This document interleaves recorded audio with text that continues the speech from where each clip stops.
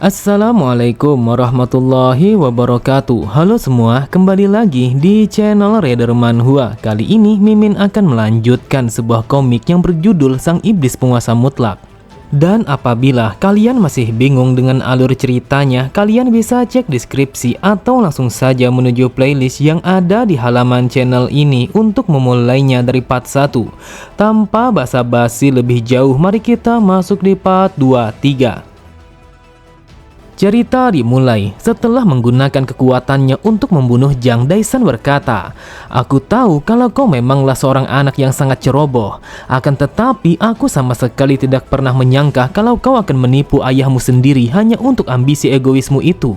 Dengarkan aku baik-baik, apa yang kau lakukan selama ini sama seperti mengkhianati keluargamu sendiri."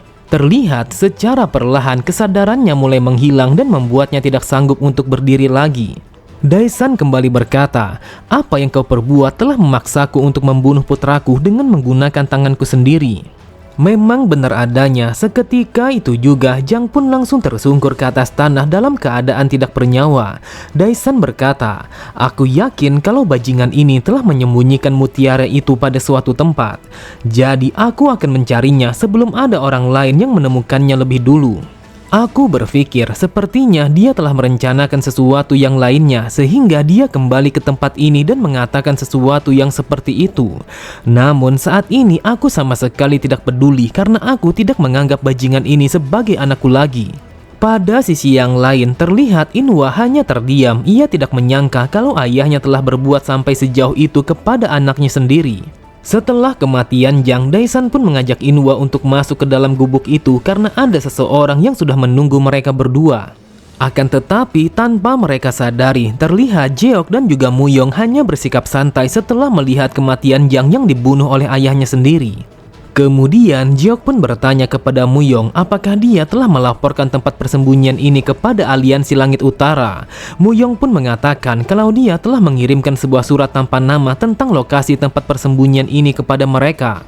Mendengar laporan itu, Jeok pun hanya melemparkan pandangannya kepada rumah itu sembari mengatakan kalau situasinya akan menjadi semakin menarik. Tepat di dalam rumah itu, terlihat seorang lelaki paruh baya telah menunggu kedatangan mereka. Ia berkata, "Apa yang terjadi di luar sana sampai-sampai kau telah membuatku harus menunggu seperti ini?" Daishan pun mengatakan kalau dia baru saja menghabisi seorang pengkhianat yang berasal dari keluarganya. Ternyata lelaki paruh baya itu adalah Makwi, seorang kapten yang berasal dari Aliansi Surga Selatan. Ia berkata, "Bicaralah sekarang juga apa yang sebenarnya kau inginkan. Apakah kau berencana untuk bergabung kepada Aliansi Surga Selatan?" Daishan berkata, "Seperti yang aku katakan sebelumnya, para bajingan Aliansi Langit Utara sudah berpaling dari kami hanya untuk bergabung bersama keluarga rendahan itu. Jadi aku berencana untuk bergabung bersama Aliansi Surga Selatan dengan memberikan informasi yang sangat berharga kepada kalian." Namun tiba-tiba saja mereka semua sangatlah terkejut ketika pintu utama rumah itu telah hancur begitu saja. Dan di saat yang bersamaan terlihat ada begitu banyak para seniman bela diri langsung memasuki rumah itu dan mengepung mereka bertiga. Tepat di belakang mereka semua terlihat ada seorang laki-laki langsung berjalan memasuki rumah itu. Ternyata lelaki paruh baya itu bernama Benwi dan dia adalah sang penasihat militer yang dimiliki oleh Aliansi Langit Utara. Ia berkata, "Aku telah mendengar sebuah informasi yang cukup mencurigakan. Jadi aku pun langsung bergerak ke tempat ini untuk memastikannya. Namun yang aku lihat kalau kau telah berencana untuk berkhianat dari kami dan bergabung bersama Aliansi Surga Selatan. Akan tetapi dengarkan aku baik-baik, sangat disayangkan kalau hal itu sama sekali tidak akan mudah." Sontak Daishan sangatlah terkejut. Ia bergumam, bagaimana mungkin seorang penasehat agung telah datang ke tempat ini? Tetapi apa yang ia maksud kalau kami telah mengkhianati mereka? Bukankah sejak dari awal kalau mereka yang mencoba untuk mengkhianati keluarga kami? Daishan berkata, "Sepertinya ada sebuah kesalahpahaman di antara keluarga kita.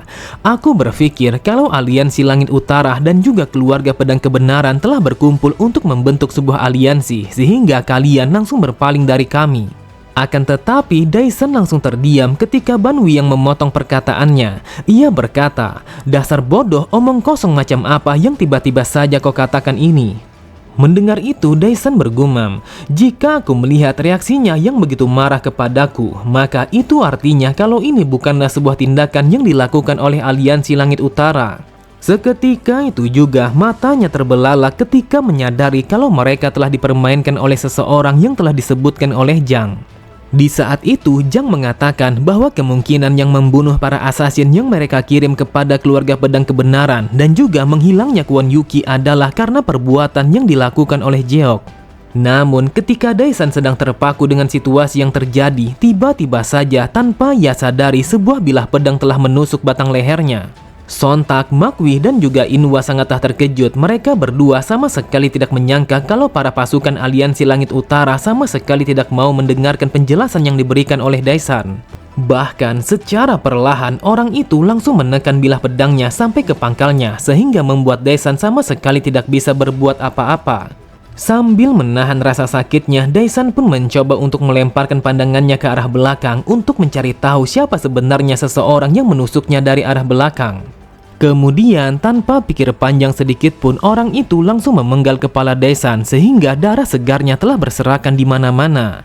Lalu sebelum kesadarannya telah menghilang sepenuhnya, Daesan bergumam, "Siapa sebenarnya bajingan ini? Apakah mungkin kalau aliansi Langit Utara memang memiliki seseorang yang sekuat ini?" Seketika itu juga Daesan langsung tersungkur ke atas tanah dalam keadaan yang sudah tidak bernyawa. Pada sisi yang lain, terlihat Makwi langsung terdiam ketika melihat Banwi yang berjalan ke arahnya. Lalu dengan tatapan mata yang sangat tajam, Banwi berkata, "Bukankah kau adalah seorang ketua dari pasukan Harimau Putih Aliansi Surga Selatan? Dengarkan aku baik-baik, akan tidak baik apabila kau terlibat di dalam situasi yang seperti ini. Dan ini adalah sebuah peringatan kepadamu." Mendengar ancaman itu, Makwi bergumam, "Dasar sialan, hampir saja aku berakhir sama seperti yang dialami oleh bajingan itu. Tetapi aku sangat bersyukur kalau orang ini sama sekali tidak berniat untuk membunuhku, karena itu bisa saja akan memicu sebuah peperangan di antara kedua aliansi." Tepat di sampingnya, sambil mengacungkan bilah pedangnya, orang itu bertanya kepada Banwi apa yang harus ia lakukan kepada Inwa yang merupakan seorang pengkhianat. Terlihat Inwa hanya terdiam, wajahnya menjadi pucat karena ia menyadari kalau dia sebentar lagi akan mati sama seperti yang dialami oleh ayahnya. Dengan sorot mata yang datar, Banwi pun memerintahkan kepada orang itu untuk membunuh Inwa di saat itu juga sebagai penebusan semua dosa yang mereka lakukan terhadap aliansi Langit Utara. Tanpa pikir panjang sedikit pun, orang itu langsung memenggal kepala Inwa sehingga membuatnya langsung mati seketika. Kemudian setelah membunuh mereka berdua, Banwi pun langsung memerintahkan kepada semua pasukannya untuk membersihkan tempat itu dengan cara membakarnya. Pada sisi yang lain, sambil memperhatikan pembakaran rumah itu, Muyong berkata, "Wahai Tuan Muda, aku akan menyewa 50 orang terpercaya untuk menjalankan manner kita. Hal itu harus dilakukan agar tidak ada orang lain yang menaruh curiga kepada Anda. Dan setelah ini, aku akan mengambil alih semua bisnis dan juga para pelanggan yang sebelumnya telah datang kepada keluarga Jiangxi. Dan aku akan berusaha sebaik mungkin untuk melakukannya agar kita tidak menarik perhatian keempat kekuatan besar yang berada pada Jianghu ini." Lalu Muyong pun menyadari kalau ada sesuatu yang berbeda dari Jeok. Ia pun bertanya, apakah Jeok sama sekali tidak menyukai dengan sebuah akhir yang seperti itu? Jeok berkata, "Aku sama sekali tidak merasakan sebuah simpati kepada mereka karena mereka memang pantas untuk mendapatkan sebuah hukuman yang seperti itu." Muyong kembali berkata, "Wahai Tuan Muda, jika memang seperti itu, lantas mengapa Anda terlihat begitu kecewa?" Setelah menarik nafas panjangnya, Jeok berkata, "Awalnya aku berpikir kalau ini adalah Jianghu yang dimiliki oleh ayahku. Dulunya ketika aku masih berusia 10 tahun, aku pun mulai berkelana untuk mengetahui segala sesuatu yang ada pada Jianghu ini dengan kedua mataku. Di saat itu aku masih belum mengetahui akan segala hal, sehingga aku hanya berjalan untuk berkeliling dan menyinggahi berbagai macam tempat. Bahkan aku tidak tahu kalau kau telah mengikutiku dari arah belakang, dan aku melakukan itu hanya ingin terlihat hebat di depan kedua orang tuaku." Mendengar kisah Jeok, Muyong bergumam, "Tuan Muda adalah seseorang yang selalu bersemangat tentang hubungan antara manusia dan juga bersikap proaktif kepada apapun. Jadi apakah bukan itu yang dia rasakan saat ini?" Kemudian Jeok kembali berkata, "Muyong, saat aku masih berusia 10 tahun, apakah kau berpikir kalau aku benar-benar menikmati perjalanan ini? Aku melakukan itu karena aku mengikuti sebuah saran yang diberikan oleh ibuku untuk berkeliling menjelajahi Jianghu ini. Di saat itu aku ingin menunjukkan kepada kedua orang tuaku sejauh apa perkembanganku. Akan tetapi Jianghu yang aku temukan selama ini ternyata sama sekali tidak sama seperti yang dikatakan oleh ayahku. Oleh sebab itu, akhirnya aku pun menyadari kalau ayahku sampai saat ini masih mencoba untuk menggapai mimpinya itu. Apa yang aku pelajari setelah melakukan perjalanan di Jianghu ini bukanlah tentang keadilan ataupun pertemanan. Akan tetapi bagaimana caranya agar kita tidak disingkirkan oleh orang lain, dan juga bagaimana caranya agar kita bisa menyingkirkan yang lainnya. Lalu bagaimana caranya agar kita bisa bertahan dengan cara apapun meskipun kita melakukannya dengan cara yang sangat kotor. Terlihat Muyong hanya terdiam, ia sama sekali tidak bisa mengucapkan sepatah kata pun setelah mendengar perkataan Jeok. Muyong bergumam, selama bertahun-tahun Tuan Muda telah mengalami berbagai macam cobaan dan juga menerima luka fatal pada tubuhnya. Waktu demi waktu telah berlalu dengan begitu cepat, akan tetapi kebaikannya terhadap Jianghu ini telah dibalas dengan sebuah pisau yang sangat tajam. Dan aku sangat berharap kalau luka itu sama sekali tidak akan pernah melukai isi hatinya. Muyong berkata, "Wahai Tuan Muda, di saat itu kau masih berusia 10 tahun, dan sekarang kau telah berkembang menjadi yang terhebat yang membanggakan kedua orang tuamu." Jeok kembali berkata, "Meskipun aku telah berubah dan menjadi pria dewasa, akan tetapi entah kenapa Jianghu ini selalu saja sama seperti yang dulu. Orang yang baik dan juga benar telah dibuat menjadi orang yang bodoh, sedangkan mereka yang jahat telah menikmati dunia ini. Jadi aku berpikir hanya mereka yang kejamlah yang mampu bertahan hidup di dalam Jianghu ini. Oleh sebab itu, aku berpendapat kalau Jianghu sama sekali tidak akan pernah berubah, entah itu sekarang ataupun selamanya." Sampai saat ini aku pun bertanya-tanya Jianghu yang seperti apa yang pernah diceritakan oleh ayahku. Apakah dia bisa melihat sesuatu yang sama sekali tidak bisa aku lihat? Muyong, mulai dari sekarang aku tidak akan hanya bermimpi sama seperti yang dilakukan oleh ayahku. Akan tetapi aku akan mewujudkan mimpiku ini untuk menjadi kenyataan. Terlihat Muyong hanya terdiam, ia bergumam. Pada akhirnya Tuan Muda telah mencoba segala cara untuk membenci ayahnya sendiri karena dia begitu sayang kepada ayahnya. Bahkan ketika dia telah mengambil semua harta dari yang kaya ataupun ketika dia telah menghajar seseorang yang mabuk, dia selalu saja mencari sebuah cara untuk menemukan alasannya. Apakah mungkin kalau ini adalah sisa-sisa penghormatan terakhir yang masih ia miliki untuk menghormati cita-cita ayahnya? Sampai saat ini aku pun merasakan kalau Tuan Muda telah mengalami sebuah emosi yang begitu rumit. Dia sangat benci kepada ayahnya, akan tetapi secara bersamaan Tuan Muda sangat sayang kepada ayahnya. Cerita berpindah pada kediaman Jeok. Terdengar sebuah keributan telah terjadi di dalam sana ketika Hwaryeon yang memberikan sebuah kabar kalau sang pemimpin keluarga Jiangxi telah mati, sehingga membuat keluarga mereka mengalami keruntuhan.